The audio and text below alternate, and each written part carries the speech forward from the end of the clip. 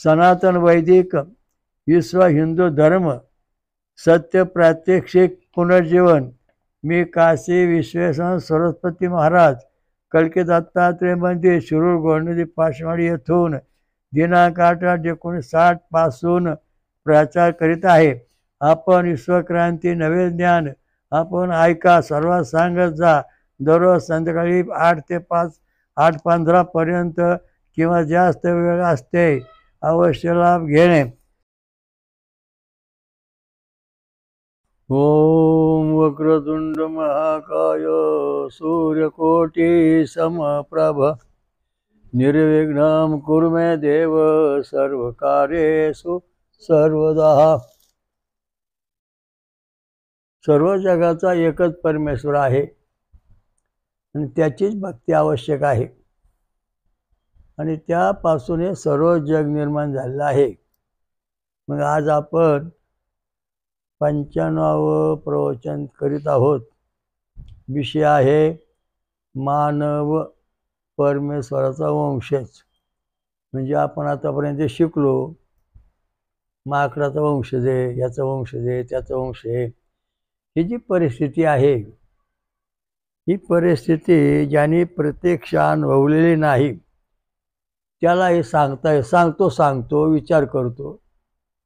कोट्यावधी वर्षापूर्वीचा ज्याचा आत्मा असन आणि ज्याने आपल्या डोळ्याने पाहिलं असन, स्मरणशक्ती साठवलं असन, जे ज्ञान, ते ज्ञान समाजापुढे येत नाही ना, आलं तर ते सत्य मानलं जात नाही. तर प्रत्येकाला पाठीमागचं काय आठवत नाही. त्यामुळं आपण जे काही बाजारात दिसेल तेच सांगतो. मानव हा माकडाचा वंशज नाही असा वेदांताचा सिद्धांत आहे आणि त्याविषयी आपण आता बोलणार आहोत. आता आधी सोमरस थोडं वाचू, मग पुढे चालू. ओम यतानि सोमपोमानां आस्मयो सत्यानि कृण्वन् द्रविणारि आर्षसि जय शत्रुमांतिके दुरके चौरी गव्यते वयं च नाकुरी. हे सोमा परमेश्वरा, ही भेट म्हणून मिळालेली धनसंपत्ती सन्मार्गाने परिपूर्ण यजमानांना परिपूर्ण प्रदान करणारा तू स्वतः शुद्ध होत होत पुढे पुढे जात असतोस, परिपूर्ण जात असतोस. आता याच्यामध्ये महत्त्वाचा मुद्दा असा आहे की आपण सोमरस पितो तेव्हा तो शुद्ध होत जातो, आपल्या शुद्ध करीत चालतो. यज्ञस्थानी संचार करत असताना शरीरांतर्गत वातावरणातील सर्व जीवाणूचा तो नाश करीत राहा. आमच्यासाठी परिपूर्ण विशाल परिपूर्ण विस्तीर्ण क्षेत्र निर्जंतुक करून दे. आम्हाला निर्भय धाडशी व बेडर बनव. असं या म्हणजे याचं कारण असे, हा जो रस पितो माणूस तो बेडर निर्धर आणि आपल्या आसपास जे जंतू आहेत, कोरोनाचे जंतू, मलेरियाचे जंतू, महारोगाचे, क्षयरोगाचे, असे जे निर्णय प्रकारचे जंतू आहेत ते सगळे जीवाणू हा नष्ट करून टाकतो आणि त्यामुळं खरोखर श्रेष्ठ ठरलेला आहे. याचं कारण असे, आता याच्यामध्ये एक महत्त्वाचा मुद्दा असा आहे की आपल्या सभोवार जे जीवजंतू आहेत त्यांना तो नष्ट का करतो आणि करायचं कसं काय? मग मानव हा परमेश्वराचा वंशज आहे. मग राक्षस माणस परमेश्वर वंशज नाहीत का? हा प्रश्न आता इथं उपस्थित झाला. सोमरस पिल्यानंतर मानव आणि परमेश्वर एकमेकांशी बोलतात. मग सोमरस जर राक्षस पेले तर ती देवाशी बोलतील काय? देवाशी संबंध साधते काय? देवाची शक्ती खेचून घेतील काय? हा प्रश्न पडतो. या कारणामध्ये म्हणजे सगळे समुद्र जलमय पाणी झालेलं होतं आणि त्यावेळेस भगवान परमात्मा शेषनारायण झोपले होते. ओम सहस्र शीर्षा सहस्राक्षा सहस्र दशांगुलम, हा परमेश्वर झोपले होते. तेव्हा त्यांच्या श्वासामधून तिथं बसल्यानंतर गायत्री छंद, उष्णिक छंद, गायत्री छंद षडजा स्वर, उष्णिक छंद ऋषभ स्वरा, नंतर अनुष्ठुप छंद गांधार स्वरा, पुढे छंद मानधन स्वरा, पंचम पंचमा स्वरा, त्रिछंद दैव स्वरा, जगतनिषा स्वरा, असे त्यांच्या श्वासातून स्वर बाहेर पडले आणि त्या स्वरामध्ये मग अक्षर प्रगट झाली आणि ती अक्षर ध्वनीमध्ये रुच्या प्रगट झाल्या. त्यांना ध्वनी आकार आला. तो सगळा ज्ञान ब्रह्मदेवाने आपल्या बुद्धीत साठवून ठेवलं. परंतु गायत्री मंत्राचा प्रभाव राक्षस कसे निर्माण झाले हा महत्त्वाचा मुद्दा आहे. आणि मानव पुढं मानव कसा आला तो प्रश्न निर्माण झाला. तर भगवान परमात्मा गायत्री मंत्राची 24 अक्षर. ओम तत्सवितुर्वरेण्यं भर्गो देवस्य धीमहि धियो यो नः प्रचोदयात्. असे पुढं 24 अक्षरं म्हटल्यानंतर पुढं 2 अक्षरं वाढली. त्याला जोडल्या गेली 2 अक्षर. साच्या बरोबर आहे, पण 2 अक्षरं पुढं वाढल्यानंतर पुढं भगवंत शांत असताना त्यांच्या कानातल्या मळातून म्हणजे गायत्री मंत्राचेच परंतु 2 अक्षरं 25 आणि 26 झाली. 25 अक्षरापासून मधु आणि 26 अक्षरांचं कैटभ नावाचे राक्षस 2 प्रगट झाले आणि मग ते ब्रह्मदेवाला छळायला लागले. मग ब्रह्मदेवाने विष्णूला सांगितले छळतात. मग भगवंताने त्यांच्यावर 5000 दिव्य वर्ष युद्ध केले तरी ते हटनात. मग भगवान शांत बसले. तेव्हा ते 2 म्हणले आम्ही तुम्हाला शरण आलेलो आहोत आणि मग तुला काय मागायचे माग. मग त्यांनी सांगितलं विष्णूला की ज्या ठिकाणी पाणी नाही अशा ठिकाणी आम्हाला मारा. मग भगवंताने त्या मधु आणि कैटभ दैत्यांना आपल्या मांडीवर मारलं. मग ते काय झालं पण असं का झालं तर दैत्याने देव कसे निर्माण मानव देव कसे निर्माण झाले. गायत्री छंदाचे 24, 28, 32, 36, 40, 28, 72 अशी अक्षर आहेत. ह्या अक्षर सोडून किंवा जी अक्षर थोडी वाढून जी प्रजा निर्माण होते ती राक्षसी प्रजा निर्माण येते. आणि जे अक्षरे दिलेले साच्या ठरवून त्याची जी अनुष्ठा आहे DNA RN आहे त्या अक्षरामध्ये त्या अक्षरात जीव प्रगट होतो म्हणजे देव प्रगट होतात. आता काय झालं भगवान परमात्मा याने आपल्याचं शरीर मजबूत अविनाश कधी नष्ट न होणार आणि ब्रह्मकवच धारक आहे. आणि मग या भगवंताच्या नाभीमधून ब्रह्मदेव प्रगट झाला. तेव्हा ब्रह्मदेव परमेश्वराच्या शरीरातली सुख शांती सगळं आहे ते ब्रह्मदेवाच्या शरीरात आलं अनुप्रमाणे. ओमा अवसार ऋषी ओमान सोमा देवता गायत्री छंद षडजा स्वरा असं या सुक्तचं पहिलं नाव रचना आहे. ओमायो त्रिशतम सहस्राय तन्महे तरशमंती धावती. याच्यामध्ये शास्त्र असं आहे की परमेश्वराजवळ 30,000 सुख होती. ती 30,000 सुख होती आणि ते ब्रह्मदेवाला देऊन टाकली. आणि ती सुख वाढवण्याकरता सोमरस हा त्या सुखाबरोबर फिरायला लागला. म्हणजे याचा अर्थ असा आहे की परमेश्वराने 30,000 सुख निर्माण केली आणि 30,000 सुख परमेश्वराकडून ब्रह्मदेवाकडे आली. म्हणजे DNRN वंश यांचे आले. DNRN म्हणजे परमेश्वराची जी अनुवंशिकता आहे पूर्ण ती 30,000 सुखाची ब्रह्मदेवाकडे आली. म्हणजे जनुका आली. जनुका आपल्या शरीरात 30,000 आहेत हे विज्ञाने सिद्ध केलेलं आहे. 30,000च्या पुढे समजा वाकलं तरी काही जनुक दिसली तर ते शरीर म्हणजे राक्षसी स्वरूपात तयार होतं.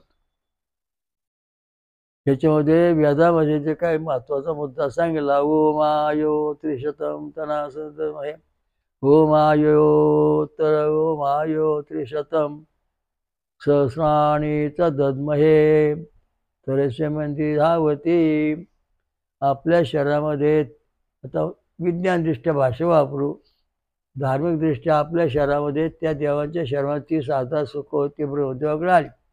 विज्ञानदृष्ट्या 30,000 जनुक होती, ते ब्रह्मदेवाकडे आली. आणि मग ब्रह्मदेवाकडे आली जशी तशी. याच्यामध्ये विज्ञानदृष्ट्या विचार करता ए टी आणि सी जी, याच्यामध्ये एच ओ एच जॉईंट आला. ए टी सी जी याच्यामध्ये एच ओ आला, म्हणजे त्याने जोडलं. आणि दोन धारा ज्या आहेत त्याच्यापासून आडव्या दोन धारा, उभ्या दोन धारा, अशा दृष्टीने ही सोमरसापासून जनुक शरीरात तयार झाली. आणि आता वेदांताच्या दृष्टीने जर विचार केला तर ऋषी आणि देवता मध्ये अ उ म हे जॉईंट आला. छंद आणि स्वर याच्यामध्ये अ उ म आला, म्हणजे दोन धारातून हे जनुक प्रथम तयार झालं. ह्या जनुकाला ऋषी देवता छंद स्वर हे नाव आलं. ते विज्ञानामध्ये ए टी सी जी आलं, मध्ये एच ओ आलं, इकडं उम आलं. म्हणजे एकाच फळाची एकच फळ आहे आंबा, मँगो आणि आंबा. तशा प्रकारची थोडी नावं बदलल्यामुळं आपल्या वेदाच्या धर्माचं विस्मरण झालं तुम्हाला. त्यामुळं आपला जे DNA आहे, आर्यन आहे किंवा अनुवंशिकता आहे आपली, ती परमेश्वरापासून ब्रह्मदेवापर्यंत आली. मग आता परमेश्वराच्या कपाळातून म्हणजे ईशान रुद्र म्हणजे भगवान शिव प्रगट झाले. त्यांच्यामध्ये सुद्धा भगवान महाविष्णूकडून काय आलं, अनुवंशा DNA आलं.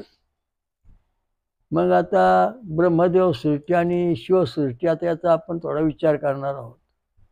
मग भगवान शंकरने जट्टेपासून वीरभद्र निर्माण केला, मळीपासून गणपती तयार झाला.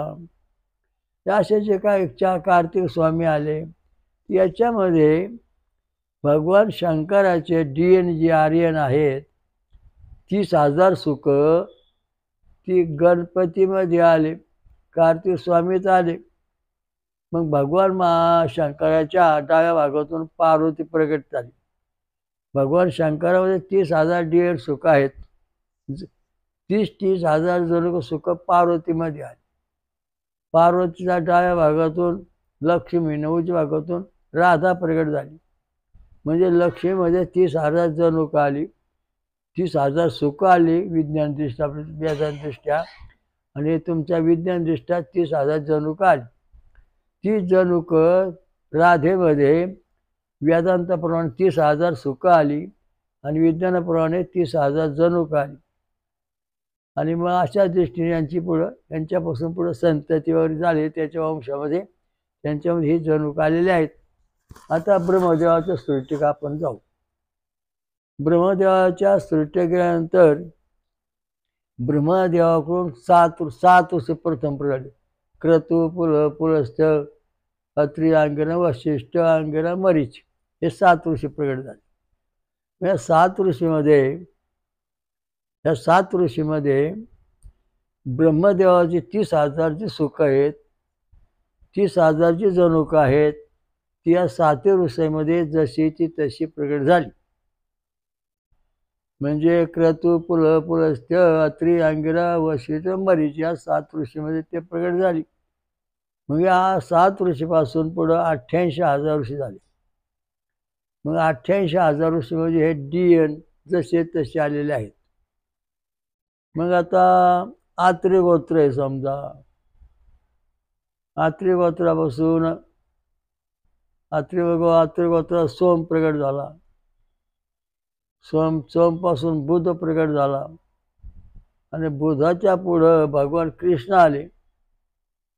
म्हणजे मूळ जो परमेश्वर आहे, ओम सहस शीर्षा पुरुषा, ते सगळे गुणधर्म ब्रह्मदेवात आले. हे ब्रह्मदेवाचे सगळे गुणधर्म आत्री गोत्रात आले. आत्री गोत्राचे सगळे गुणधर्म सोमूर्फ चंद्रामध्ये आले. चंद्रापासून पुढे झाला बुधामध्ये आले. आणि बुधापासून पुढं अनेक पिढ्या झाल्या आणि त्या कृष्णामध्ये आल्या, जशाच्या तशा. म्हणजे लक्षात ठेवा, फार महत्त्वाचा मुद्दा आहे की जो विश्वरूप परमात्मा आहे, विराट परमात्मा आहे, ओम सहस्र शीर्षा सहस्रपात समूर्त्या दशांगुलम, तो जसाची तसाची तशी ती अनुवंशता पुढं आली, कृष्णापर्यंत आली. मग कृष्णा सगळ्या वंशात ती पसरली जशी तशी. मग मरीचे गोत्र रामप्रभू आल्यानंतर मग त्या रामप्रभूच्या मरीच्या गोत्रात आले आणि तिथून रामप्रभूचा वंश सुरू झाला. म्हणजे राम जे विश्वरूपाचं जे सगळं शास्त्र आहे ते मरीच ऋषीमध्ये आले, तिथून रामप्रभूपर्यंत ते पोचलं. म्हणजे भगवान कृष्णाने आपलं जे विश्वरूप दाखवलं, मूळ स्वरूप, तर ते मूळ स्वरूप जसंचे तसं त्यांच्यापर्यंत आलं, रामापर्यंत तसंच आलं. आणि सगळे मानव प्राणी, तिथं पुढं मानव प्राणी निर्माण झाले. म्हणजे ऋषीपासून मानव निर्माण झाला. मग मानव निर्माण झाल्यानंतर ह्या मानवामध्ये हे जसेचे तसे, म्हणजे मूळ जो परमात्मा आहे, सहस्र शीर्षा पुरुषा, हे गुणधर्म ब्रह्मदेवात सर्व आतऋषी म्हणजे सर्व ऋषीमध्ये आले. आणि त्या ऋषींना जी संतती झाली, त्यांच्यामध्ये 30,000 सुख आली, 30,000 जनुक आली. म्हणजे या सोमरसाच्या 2 धारा उभ्या, 2 आडव्या, म्हणजे हे जसे तसं आतापर्यंत आलं. कृत, त्रेता, द्वापार, कलियुग, ह्या सगळ्या युगामध्ये आता हे कलियुग आलो, हे सत्ययुग आलो, हे अमुक आलं. पण मला सांगा तुम्ही सगळ्या जगाने की सत्ययुगामध्ये म्हणजे कृतयुगामध्ये जे मानव होते त्यांच्या शरीरामध्ये 30,000 सुखं होती, आणि म्हणजेच विज्ञानदृष्ट्या 30,000 जनुक होती. ते त्रेतायुग आलं, त्याच्यामधल्या मानवामध्ये 30,000 सुखं होती, 30,000 जनुक होती. मग पुढं द्वापारमध्ये आलो आपण, तर द्वापार युगामध्ये त्याच मानवामध्ये 30,000 सुख म्हणजे 30,000 जनुक होती. आता कलियुग चाललं. मग या कलियुगातला माणूस जो आहे, आता संशोधन करतोय, त्याच्या शरीरामध्ये 30,000 जनुक म्हणजे पूर्वीची 30,000 सुख जी होती तशीच 30,000 जनुक प्रगट झाली. मग सांगा तुम्ही आता की सत्ययुगामध्ये 100% पुण्य होतं, त्रेतायुगामध्ये 75 पुण्य होतं, द्वापारामध्ये 50%, कलियुगात 25% पुण्य असं म्हटलं जातं. मग हे जनुक का बदलली नाहीत, हे शास्त्रातलं का बदललं नाही? म्हणजे याच्यामध्ये तुमची जी भ्रामक बुद्धी आहे, भ्रष्ट बुद्धी, त्यामुळं ते जसं तसं पुढं चालू आहे. ती परंपरा तुम्ही सोडून आपल्या मनातल्या कल्पना मांडून समाजाची दिशाभूल केलेली आहे. का? कृतयुगामध्ये मानवाच्या शरीरामध्ये 30 सुख होती, म्हणजे 30 जनुक होती. तेव्हा पुण्य 100%. नंतर त्रेतायुगामध्ये मानवाच्या शरीरामध्ये 30,000 जनुक होती, 30,000 जनुक होते, 30,000 सुख आहेत, 30,000 जनुक आहेत. म्हणजे याचा अर्थ असा आहे की सत्ययुगात जे होतं त्रेतायुगात तेच गुणधर्म आहेत. कुठं पाप आलंय तर सांगा, कुठं पुण्य आलं? 100% पुण्य आहे ना. तुम्ही तुमच्या खुल्या मनाने करून समाजाच्या मनावरती दडपण आणून 2 पैसे मिळवण्याकरता हे खोटं सगळं शास्त्र तयार केलंय. विज्ञानदृष्ट्या जर विचार केला तर विज्ञान काय सांगतंय की जगाच्या आरंभीपासून आतापर्यंत अनंत कोटी वर्षापासून माणसाच्या शरीरामध्ये 30,000 जनुक आहेत. आणि विज्ञान काय सांगतंय की ज्याला आरंभ नाही, मध्य नाही, शेवट नाही, असं जे परमात्माचं स्वरूप आहे, प्रगती आलेली आहे जनुक आहे, ते 30,000 सुख आणि 30,000 जनुक त्रेतायुगात पण आहेत. म्हणजे तिथं पाप पुण्याचा प्रश्न कुठून आला? पुण्यच आहे. आता द्वापार युगात आपण, द्वापार युगामध्ये राम आहे, द्वापार युगाला कृष्ण, त्रेतायुगात राम आले, द्वापार कृष्ण आले. मग त्यावेळेला कृष्णा शरीरात 30,000 सुख होती आणि 30,000 जनुक होती. नाव एकच आहेत, फक्त इंग्लिशमध्ये मराठीत. मग त्यावेळेला जे मानव होते सगळे कृष्णाच्या वेळेस, मग त्यांच्या शरीरामध्ये 30,000 जनुक आणि 30,000 जन्स म्हणजे पती, म्हणजे त्या द्वापार युगामध्ये सत्ययुगाची गुणधर्म आहेत त्या द्वापार सुद्धा आहेत. बदल झाला का? नाही. मग पाप आणि पुण्य कुठून आलं? पुण्यच आहे, पाप कुठे? कारण तुम्हाला पाप का दिसतं? तुम्ही आपल्या आकडे मोडून समाजाची शबूल केलेली आहे. पुण्यच आहे 100%. आता कलियुगामध्ये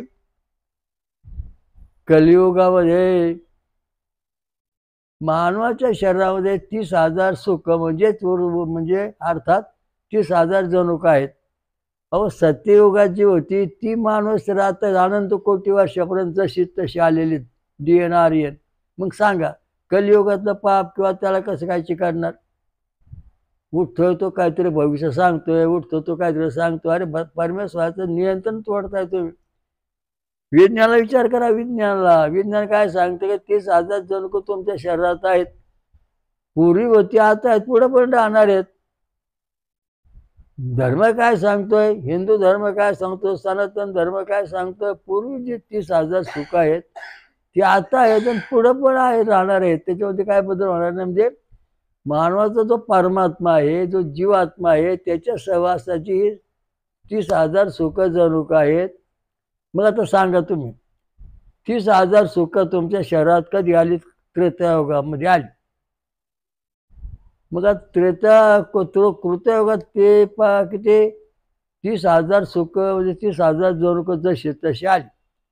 30 जनुक तुमची त्रेतायुगामध्ये 30,000 जशी तशी आली.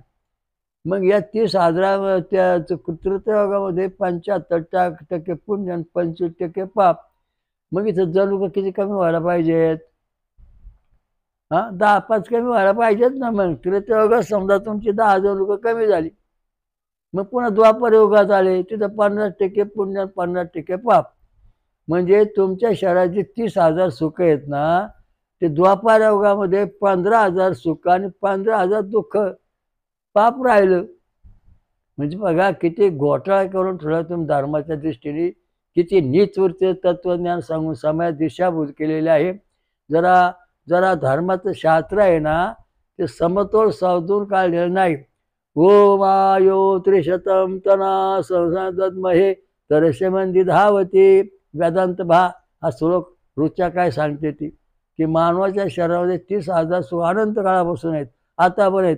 मग आता कलियुगातला माणूस आहे, या कलियुगामध्ये आपण 25% पुण्य 75% पाप आहे.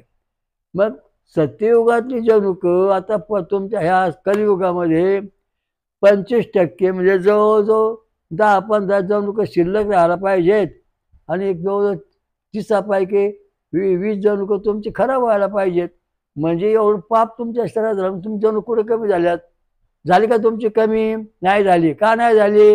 अहो पुण्य आहे म्हणून झालं नाही. सत्यच आहे सगळं, खोटं काहीच नाही. सगळं खोटा इतिहास तुला धर्म मार्तंड, धर्मपंडित, वेदांताचार्य, अहो सगळा विचार केला नाही तुम्ही जगाचा.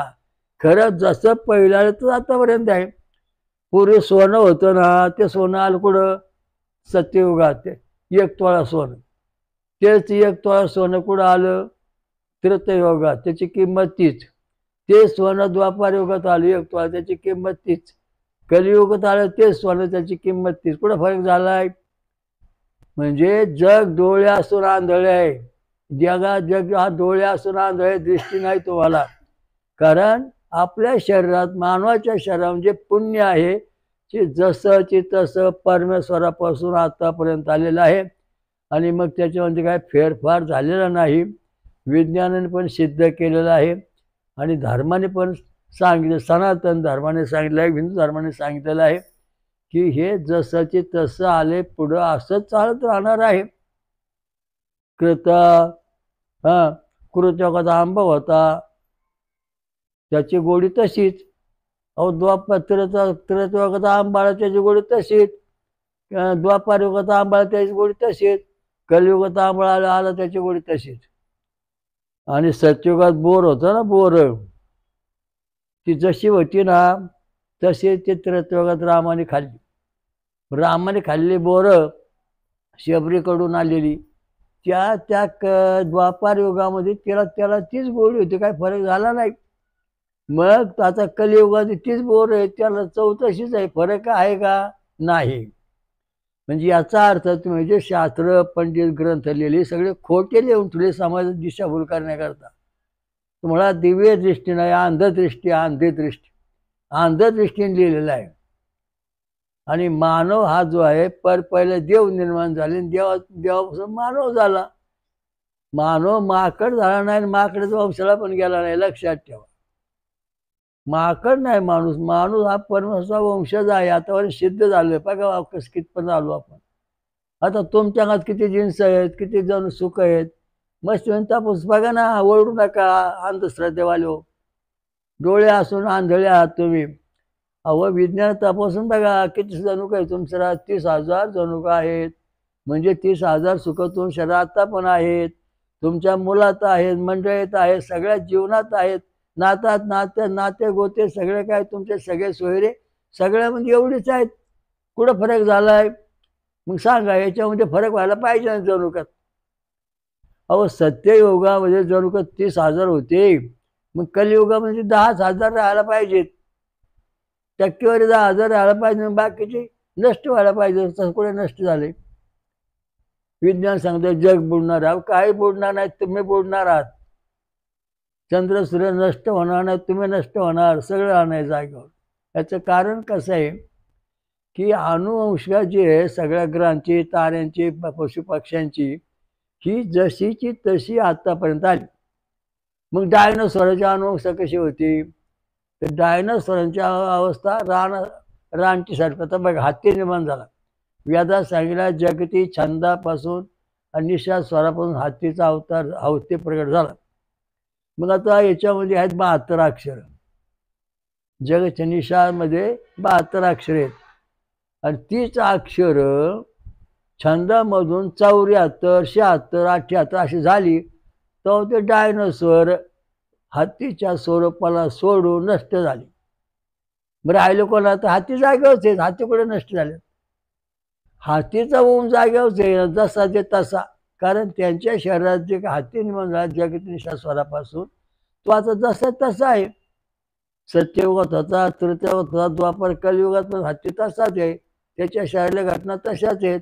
डायनोसॉर संपले म्हणजे राक्षस संपले, डायनोसॉर संपले. याचं कारण का?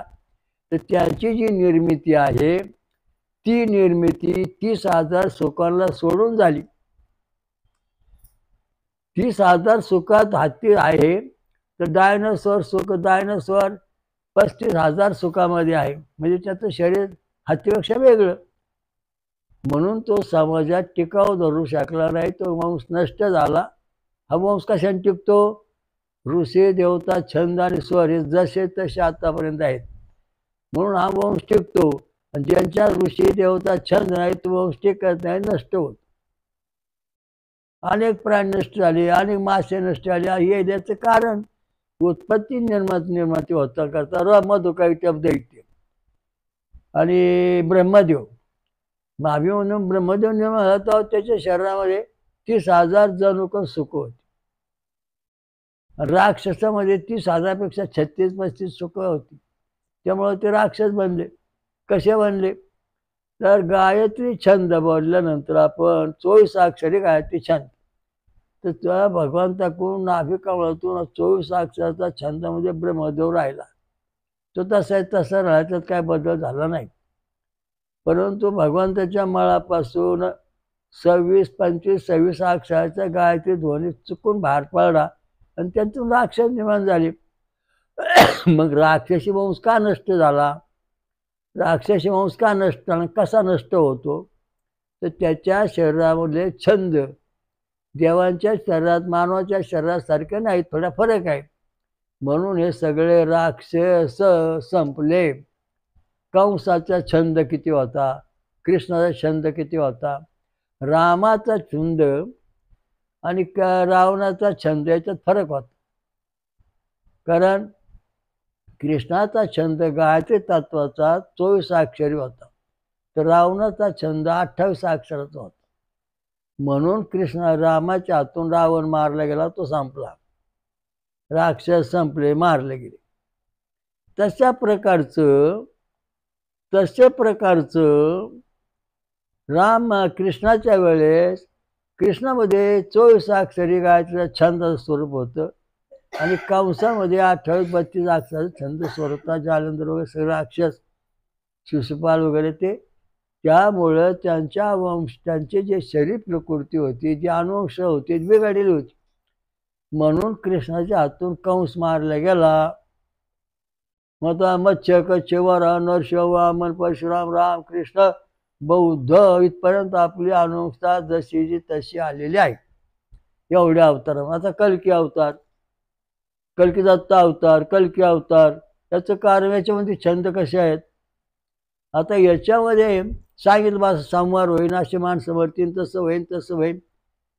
ज्यांचे छंद गायत्री छंदापासून जगती छंदापर्यंत ज्या प्राण्यांचे मानवांचे परमेश्वर समतोल राहिले, त्याच्यातून ते कोरोना झालेली माणसं वाचली, जीवसृष्टी वाचली. आणि ज्यांचे छंद दारू पिऊन गांजा वडून थोडे बिघडले, ती माणसं मेले, खाणारे पिणारे. कारण याच्यामध्ये शास्त्र असं आहे की जी माणसं सोमरस पितात, आता बघा याच्यामध्ये महत्त्वाचा सोमरस झाला. जे देवदेवता सोमरस पितात त्यांची अनुवंशता परमेश्वरापासून DNRN जसे आले तसे आतापर्यंत आलेले आहेत. म्हणून हे देवदेवता जशा तशा आपला प्रश्न होतात आहेत. खंडोबा, काळभैरवनाथ, देवी हे सगळ्यांची अनुवंश आहे जसे तसे. म्हणून त्या देवी आहेत, म्हणून त्या परमात्मा आहेत, म्हणून ते ईश्वर आहेत, म्हणून आपलं कल्याण करतात. पण जे राक्षस होते, दैत्य होते, त्यांचे जे काही DNRN आहेत ते थोडंसं बाजूला सरकले, म्हणजे जास्त फाजील वाढली आणि त्यातून त्यांचा नाश झाला आणि ते संपले. आता कोणाचा नाश होणार आहे? आता काय होणार आहे ते सांगा. आता हे कल्की युग आले, कल्की अवताराचं युग आले, त्याची भाषा तुम्ही वाट पाहताय. तो झाला किंवा होणार असेल. तर सांगायचा मुद्दा असा आहे की याच्या काळामध्ये ज्या माणसांचे, ज्या प्राण्यांचे आनुवंशिकता DNRN ऋषी देवता छंद आणि स्वर या पद्धतीने असेल. स्वर म्हणजे शक्ती, छंद म्हणजे आकार. ही शक्ती आकार जसा असेल ती माणसं राहणार. ज्याचे छंद आणि स्वर बिघडत चाललेले आहेत, अनुवंशामध्ये कमी जास्त झाले, तीच तो समाज राहणार नाही, तो नष्ट होणार. त्याचं काही नामनिशान राहणार, संपून जाणार. तुमच्या शरीरामध्ये अनुवंशाचा दोष आहे का नाही तपासून पाहायचं. आता बघा तुमच्या शरीरामध्ये 6 व्होल्टेज आहेत. किती? 60. 10 त्याची 60 बेरीज झाली. 60 बेरीज झाल्यानंतर तुमच्या शरीरामध्ये 30,000 जनुक जशीची तशी आहेत. त्याच्यात काही फरक झाला नाही. आणि जर समजा ते 80 बेरीज झाली तर तुमच्या शरीरातले जनुक ज्या समाजातले बिघडलेले आहेत ते अपघाताने मरतात, नंतर ठोस खाऊन मरतात, पाहता बोलता बोलता मरतात, असं मला आता अनुभव येतो. म्हणजे कल्की अवतारात जो रहस्य तुम्ही जगाला सांगताय त्याच्यामध्ये लढाई न करता, काही न करताना जो धर्माचा परिपूर्ण आहे, जगद्गुरु शंकराचार्यांचा जो ऐकतोय, त्यांच्या म्हणण्यावरून जो चालतोय, छंद स्वरूपात ज्याचं शरीर आहे, तीच माणसं जगामध्ये तोच वंश कायम राहील. 800-1200 वर्षापूर्वी जगद्गुरु साध्य शंकराचार्यांनी सांगितलं छांदोगोपनिषद. या छांदोपनिषद सांगितलं की हा जो वंश आहे, जोपर्यंत छंद आणि स्वर ज्या समाजामध्ये 30,000 सुखांना धरून राहील, तो वंश जसाचे तसा किती पिढ्या होऊ द्या, कली येऊ द्या, नाही तर आणखीन कुठला अवतार होऊ द्या, ते तो वंश टिकणार. आणि जे वंशाचे नाना धर्मपंथ झालेत, ज्या धर्मामध्ये छंद आणि स्वर नाहीत, ताळमेळ नाही, त्यांचे कार्यातले काळडीगाम काढल्यानंतर ते 40 किंवा 80 भरतात, अशी माणसं जी आहेत ती माणसं किंवा तो वंश काही न करताना आपोआप कमी कमी होत जातो. एका ठिकाणी आम्ही गेलो हिमालयाच्या तिथं, तेव्हा तिथं गेलो तो एक समाज होता. त्याचं नाव वेगळंच होतं काहीतरी. म्हणजे आमची 80,000 लोकसंख्या भागात आहे. म्हणजे तुम्ही काय मेडिकल करता, कसा तपासता, जा म्हणजे 80,000 लोक आम्ही. आम्ही त्यांना सांगितलं की तुम्ही जवळजवळच्या नात्यात सोयीसंबंध करताय, बहीण भावाशी लग्न लावताय, बाप मुलीशी लग्न लावतोय. मग आता तुमचे DNA तपासून तुम्हाला आम्हाला थोडेसे म्हणजे तुमच्या ECG काढून द्या. बऱ्याच लोकांनी आपले ECG काढून दिले जवळजवळ आपल्या तिकडे नात्यातले. तर त्यांचे जे हे होतं DNRNचं म्हणजे व्होल्टेज जे होते, आपले व्होल्टेज 60, तेव्हा 30,000 सुख किंवा 30,000 जनुक आपल्या शरीरात जशी तसे आहेत.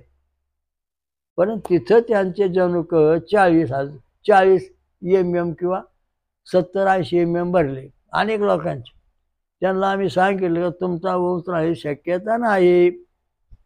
तुम्ही तो स्वतः म्हणजे सोयीसंबंध करताना दूर नात्यातला सोयीसंबंध करा, तेव्हा तुमचा वंश टिकन पुढे राहील. कारण हे छंद आणि स्वराच्या विरुद्ध आहे. छंद आणि स्वर जर तुमचे चांगले असतील तर तुमची जनुक 30,000 तुमच्या शरीरामध्ये जशी तशी सुख आहेत. आणि त्या वंशात जेव्हा पाहिलं तेव्हा ती जनुक बी त्यांचे म्हणजे 70-80% याच्यावरती व्होल्टेजची बेरीज झाली. सांगितलं तर तुमच्या वंशाचं कालांतरानंतर आपण काय सांगू शकत नाही, पाहू. मग तिथला एक मनुष्य एक 10-12 वर्षापूर्वी मला भेटला. म्हणला, बाबा तुम्ही मला ओळखलं का? नाही बाबा. मग तुम्ही तिथं आला होता? म्हणलं आलो होतो. तुम्ही आम्हाला सांगितलं आमचा वंश धोका आहे. मग सांगा काय झालं? ते म्हणले 1,00,000 लोकसंख्या होती, त्याच्यातली फक्त आता 80 लोक राहिले. 80 पहिले राहिली, बाकी सगळे संपले. रोगराई आली, सगळे संपले पटापट. म्हणलं रोगराई आली नाही, तुम्ही जवळच्या नात्यात सोयीसंबंध केल्यामुळं तुमचे जे छंद आणि स्वर आहेत ते स्वराच्या नियमामध्ये बसले नाही, समतोल राहिले, तर थोडे फाजील झाले आणि त्यामुळे तुमचा प्रजा संपली. मग म्हणलं जगद्गुरु शंकराचार्य, वेदांताचार्य, वेदपाशास्त्र पंडित ब्राह्मण यांची भेट घ्या आणि छंद स्वरांचे ऋषी देवता छंद स्वर वेदातल्या मंत्राचे होमहवन करा. तुमची पुढची प्रजा सुखी राहील. स्वैरिका स्वरताना स्वैरसंबंध ठेवताना तुटक ठेवा, म्हणजे तुमचं कल्याण होईल. आणि त्या दृष्टीने मग आता पुन्हा त्या समाजामध्ये लोकसंख्या वाढत चालली. त्याप्रमाणे आपलं जे मानव वंश आहे हा परमेश्वराचा वंशज आहे. कुठल्या सटरफटाचे तत्वज्ञान मांडून दिशाभूल करू नका. ओम सहस्र शीर्षा पुरुषा सहस्राक्षा सहस्रपात सवृत दशांगुल हा पुरुष सूक्त वेदामध्ये ऋग्वेदात आणि अथर्ववेदात सांगितलेलं आहे. बाकीचा थोडा उल्लेख आला, पण ह्या 2 वेदामध्ये पूर्ण सांगितलेलं आहे. तर ही आपल्या धर्माची सनातन धर्म वैदिक विश्व हिंदू धर्माची म्हणजे क्रांतिवाद आहे. उत्क्रांतिवादापासून आपला क्रांतिवाद, आधी देव आणि देवापासून मानव हा अक्रांतिवाद. आणि तुमचा जो वाद आहे जगाचा उत्क्रांतिवाद, नेचे आणि नेचेपासून माणूस, तो आम्हाला मान्य नाही. हिंदू धर्माला जो मान्य आहे तो फक्त उत्क्रांतिवाद मान्य आहे. कारण मोठा आवाज होतो, मग तो आवाज छोटा छोटा होत येतो. ढोलवाजा डन डन टुन, बडा आवाज बंद. म्हणजे जागतिक छंद हा प्रथम प्रगट झाला. डोकं तयार झालं, कपाळ झालं त्रिशूळ छंदाने, घसा झाला जपंग छंदाने, छाती झाली भ्रती छंदाने, नाभी झाली तिळ अनुष्ठूप छंदाने, प्रजापती निर्माण झाला उष्णिक छंदाने, आणि माकड हळद कुंड तिचं जे आहे छंद झाली गायचे छंदाने. अशा दृष्टीने जो 72 अक्षराचा छंद आहे तो 24 अक्षरावर आला. आणि याप्रमाणे हा वाद हिंदू धर्मामध्ये आम्हाला मान्य आहे. त्या वादात त्या तत्वाप्रमाणे आमचं हे शास्त्र आहे, वेदशास्त्र, वेदांत सायन्स. वेदांत सायन्स जे आहे ते समजून घेण्याकरता मानव हा परमेश्वराचा वंशज आहे आणि तो वंश टिकवण्याकरता तुम्हाला सोमरस पिणे आवश्यक आहे. आज डोकं दुखलं, आज पाय दुखला, आज डोकं दुखलं, आज कंबर दुखली, तुमचा ECG काढून दाखवा मला.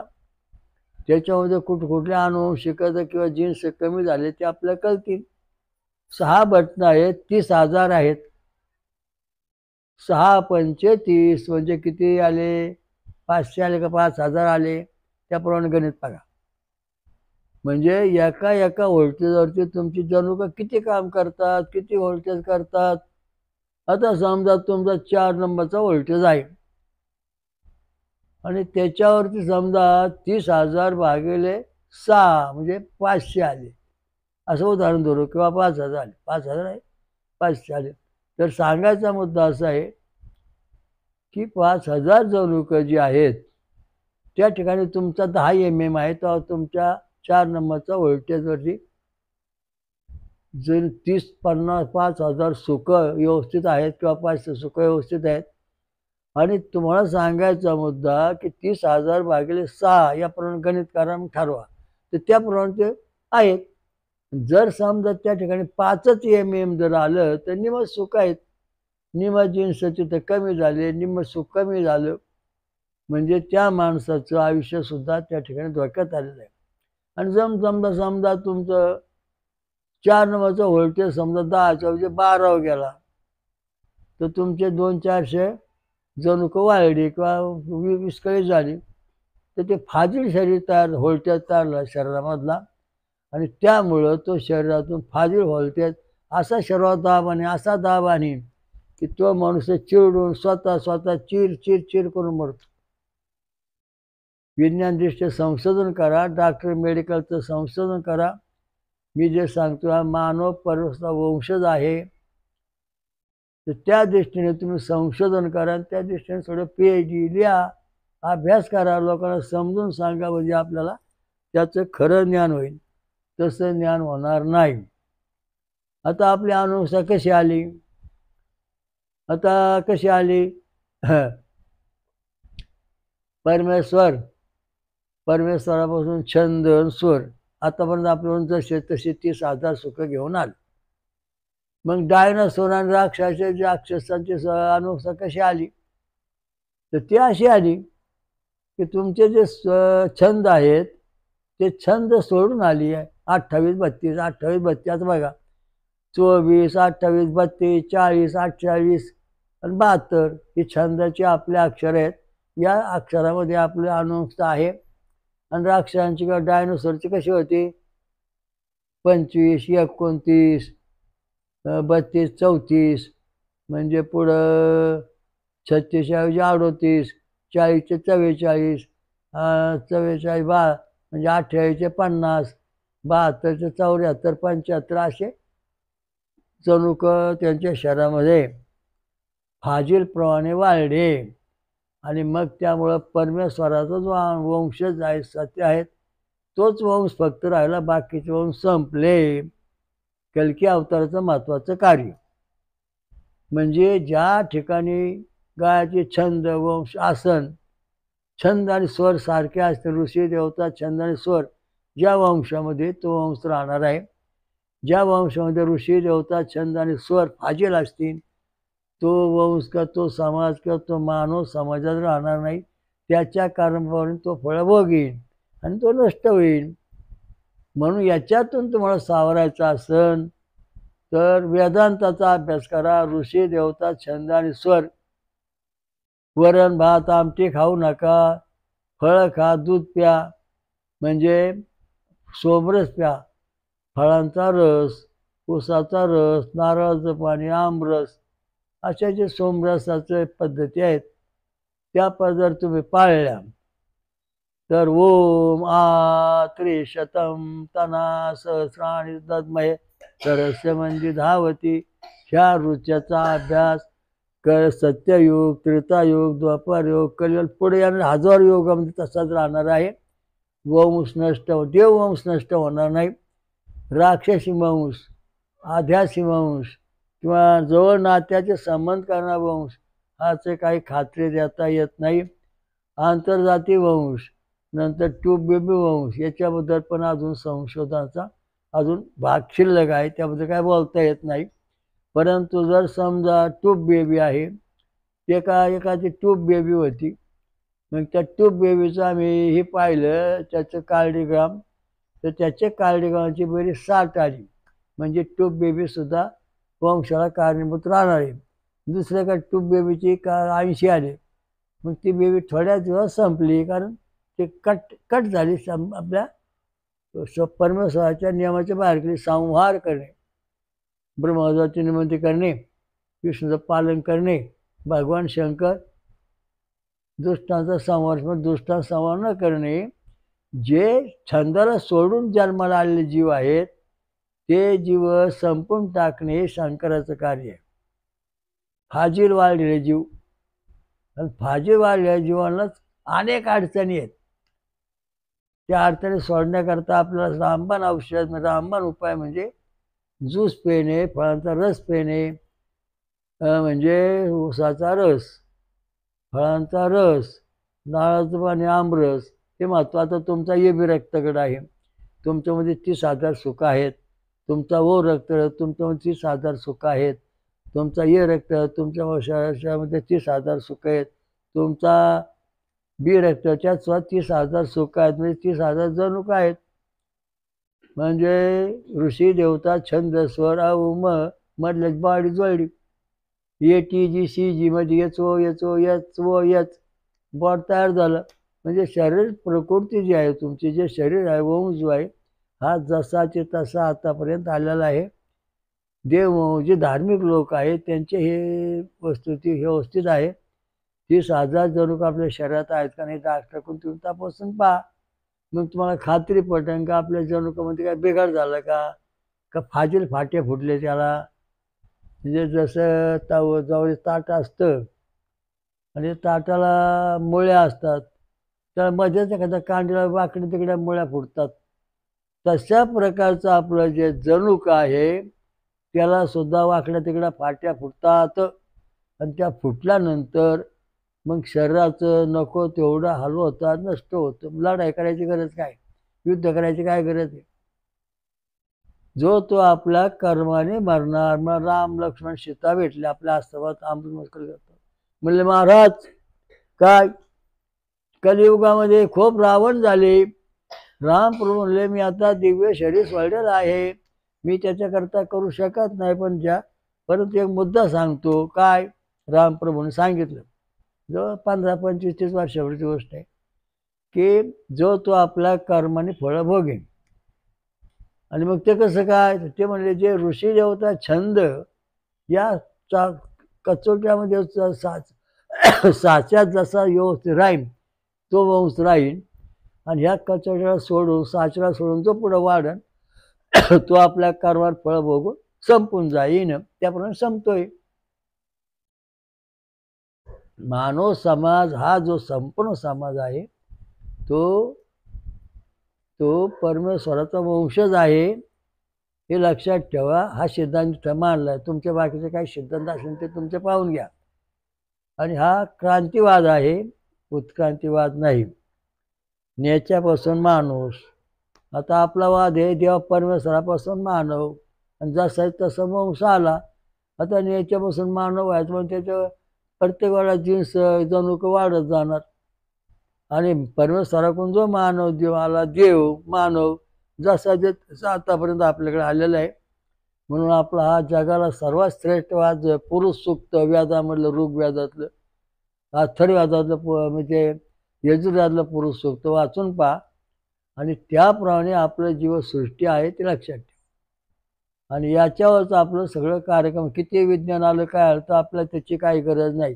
किती शोध लागले त्याची गरज. ऋषी देवता छंद आणि स्वर. आता आपण गणपती भक्ती करतो, गणक ऋषी, गणपती का छंद षडजा स्वरा असं आपण गृहीत धरतो. म्हणजे आपलं वंश जसाचे तसा आता आला. ओम नारायण विद्वास तन्नो विष्णू प्रचयात. म्हणजे याच्यात सुद्धा ऋषी देवता छंद, अनुष्ठुप छंद, गांधर्व स्वर आला. नंतर तुमचा ओम तत्पुरुषा विद्महे महादेवाय धीमहि तन्नो रुद्रः प्रचोदयात्. हा बृहच्चेतन मानधनचा स्वर आला. म्हणजे नंतर पंक्ती पंचम स्वराहा म्हणजे याच्यामध्ये बिघाटात आला म्हणजे सूर्यनारायण वासुदेव विष्णू प्रयाचा हा कटा आला. म्हणजे त्याच्यात जे काही स्वर आहेत ते वंश आहे, त्या वंशाचे जसेचे तसे ठोके पडावे लागतात, तेव्हा संतती टिकती.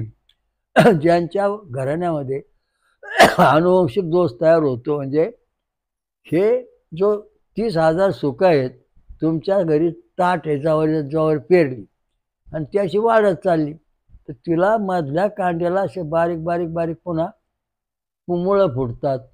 म्हणजे हे जणू का फाजील वाढली आणि ते पोळ्या फुटल्या का नाहीत, काळडीगाम काढा की त्याच्यावर वाकड्या तेकड्या रेषा येतात. त्यावेळेला आपल्या जनुकामध्ये काहीतरी वाकड्या तरी गडबड झालेली आहे, ते आपण सुधरून डॉक्टरांकडून किंवा धर्मशास्त्राचे पंडित जे असतील, वेदांताचार्य, जगद्गुरु शंकराचार्य यांच्याकडे जाऊन ते तुम्ही सुधारून घ्या.